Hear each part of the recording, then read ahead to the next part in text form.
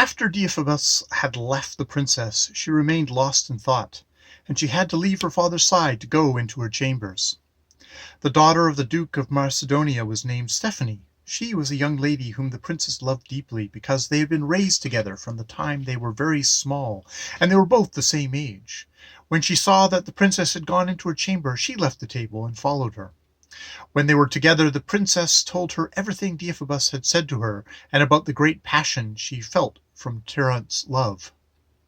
"I tell you that I have been more pleased by the vision of this man than all the men I have ever seen in the whole world. He is tall, of excellent disposition, and he shows his great spirit by his manners, and the words that come out of his mouth are delightful.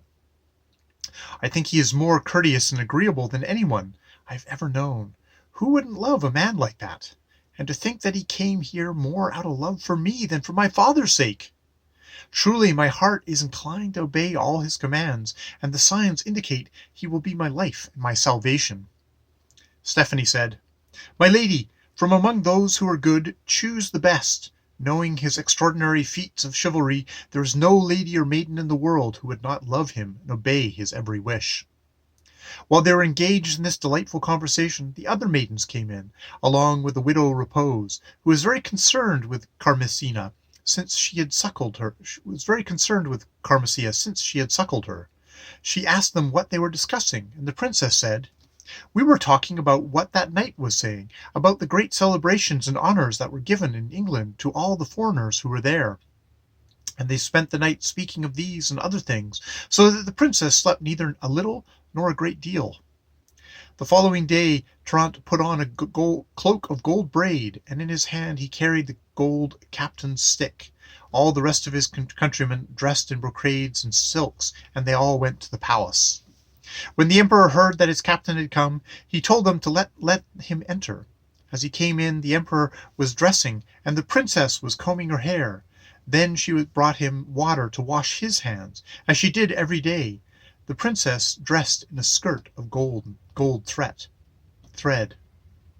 When the emperor had finished dressing, he said to Trnt, "Tell me, captain, what was the illness you were suffering from yesterday?"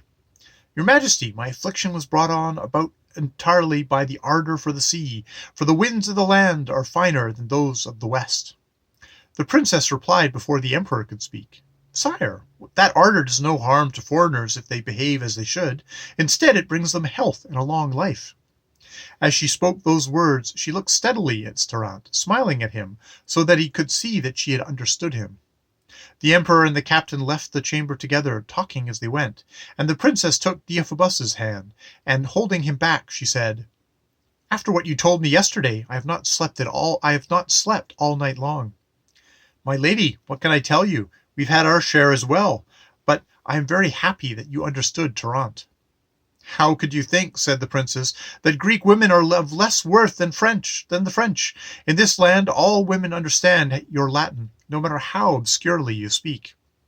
"That is why," said Deiphobus, "we are more content having conversations with intelligent people." "As far as conversations go," said the princess, "you will soon see the truth, and you'll see if we understood your wiles." The princess ordered Stephanie to bring other maidens to keep Deiphobus company, and many young ladies quickly appeared. When the princess saw him well engaged, she went back into her chamber to finish dressing. Meanwhile, Trnt accompanied the emperor to the great church of St. Sophia, and then left him there saying prayers, and returned to the palace to be with the empress and Carmesina. When he was in the great hall, he found his cousin Deiphobus there, surrounded by many maidens, and telling them about the love between Philippe and the daughter of the king of Sicily. Deiphobus was so accustomed to being in the company of maidens that it seemed as though he had been raised with them from birth. When they saw Trnt come in, they all stood up and welcomed him. Then they made him sit with them, and they talked of many things. Then the empress came out, and she took Trnt aside and asked him about his illness. Trnt told her that he was much better now. It was not long before the princess came out. Trnt took the empress's arm because, as captain, he held precedence over the others. There were many counts and marquises there, men of high position, and they went to the princess to take her arm, and she said, "I want no other by my side except my brother Deiphobus." They all left her, and he took her arm, but God knows that Trnt would much rather have been near the princess than near the empress. As they went into the church, Deiphobus told the princess, "Look, your highness, how spirits attract." The Infantata said, "Why do you say that?" "My lady," said Deiphobus, "because your excellency has on a sequenced dress embroidered with large pearls, and the sentimental heart of Trnt brings what it needs. Oh, how fortunate I would feel if I could place that cloak over this dress." As they were very near the empress, he pulled Trnt's cloak.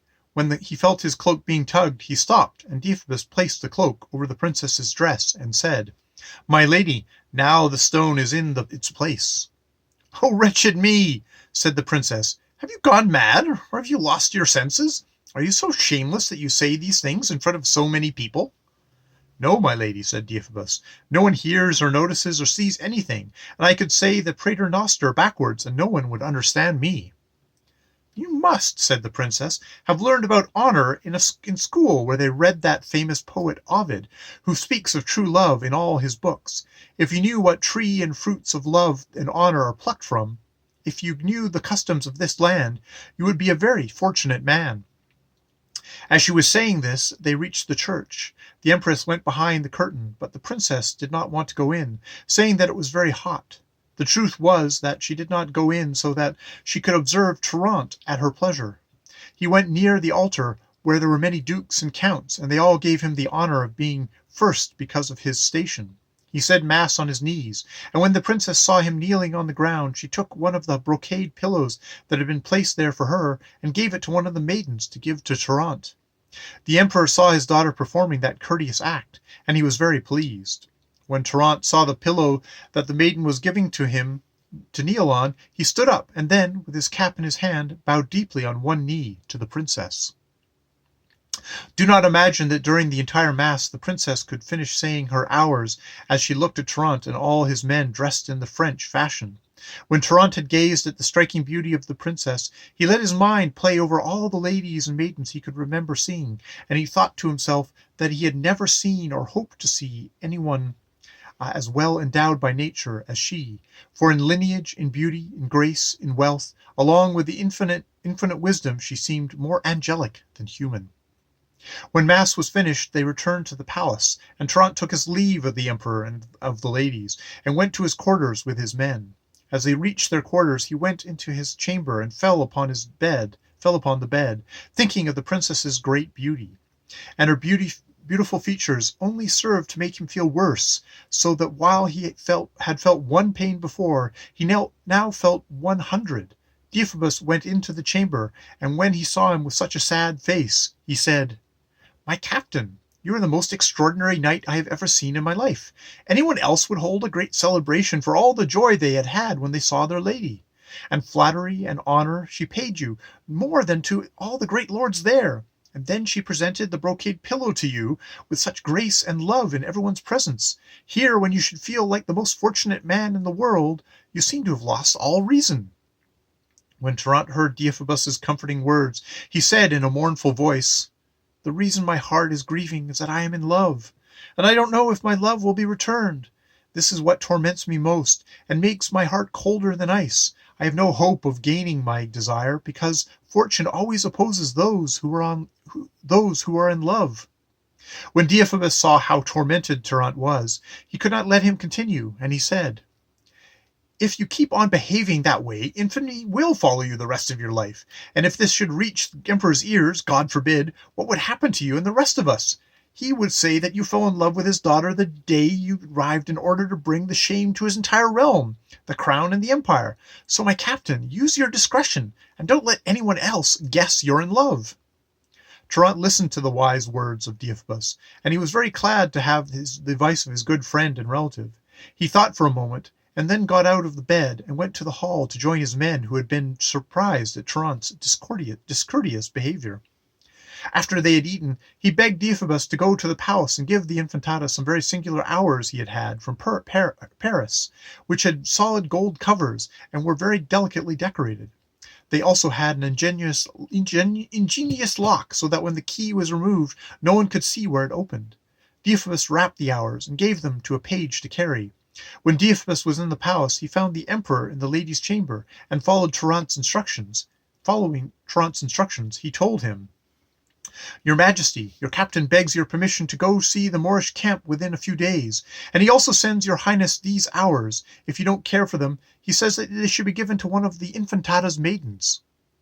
As soon as the emperor saw them, he was astonished at their uniqueness. "This," said the emperor, "can only belong to a maiden of the royal family." He gave them to his daughter, Carmesina. She was very happy because the hours were so beautiful, and also because they were Trnt's. She stood up and said, "Sire, would your Majesty approve if we sent for the captain and the minstrels, and had a small party? The mourning and this sadness have lasted such a long time." "My dearest daughter, don't you know that I have no other consolation in this world except you and Isabel, the Queen of Hungary, who, for my sins, is absent from my sight? And since my son died, I have no other worldly good but you. All the happiness you can have will bring me peace in my old age." The Infantata quickly sent a page for Trnt, and had Deiphobus sit next to her. When Trnt received his lady's command, he left his quarters and went to the emperor, who asked him to dance with his daughter, Carmesina. The dancing lasted till nearly evening, when the emperor wanted to dine. Then Trnt returned to his lodging very happily, because he had danced continuously with the Infantata, and she had said many delightful things to him.